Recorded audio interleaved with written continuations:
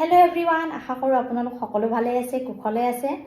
আজি আমি চাম ডিভাইন টেৰ'ৰ জৰিয়তে যে আপোনালোকৰ এনাৰ্জি কেনেকুৱা। যিসকলে ভাবি আছে যে মোৰ লগত কিবা ব্লেক এনাৰ্জি আছে নেকি, কিয় মোৰ মনটো বেয়া হৈ থাকে বা কামত আগবাঢ়িব পৰা নাই, তে সেইসকল ব্যক্তিৰ বাবে আজিৰ ডিভাইন টেৰ'ৰ সহায়ত চাম এনাৰ্জিনো কেনেকুৱা। যিসকলে মোৰ ভিডিঅ'টো চাই আছে, থেংক ইউ গড লিখিব নাপাহৰিব। যদি আপোনালৈ এই ভিডিঅ'টো গৈছে তে গম পাব যে ইউনিভাৰ্ছে আপোনালোকলৈ কিবা সংকেত পঠিয়াইছে।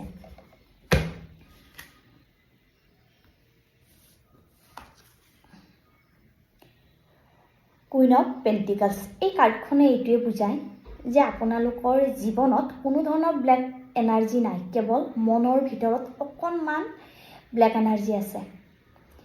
সেই এনাৰ্জিখিনি যেতিয়াই গুচি যাব তেতিয়া আপোনালোকৰ জীৱনত চাৰিওফালৰ পৰা সুখ আহিব। এই কাৰ্ডখন পজিটিভ কাৰ্ড। কেৱল অকণমান নিজৰ চিন্তাধাৰা সলনি কৰিব ইউনিভাৰ্ছে আপোনাক কৈছে যে অকণমান নিজৰ লগত, নিজৰ চিন্তাধাৰাৰ লগত পৰিৱৰ্তন কৰক, তেতিয়া আপোনালোকৰ জীৱনত সকলো ফালৰ পৰাই সুযোগ সুবিধা আহিব, লগতে এনাৰ্জিও ভাল হ'ব।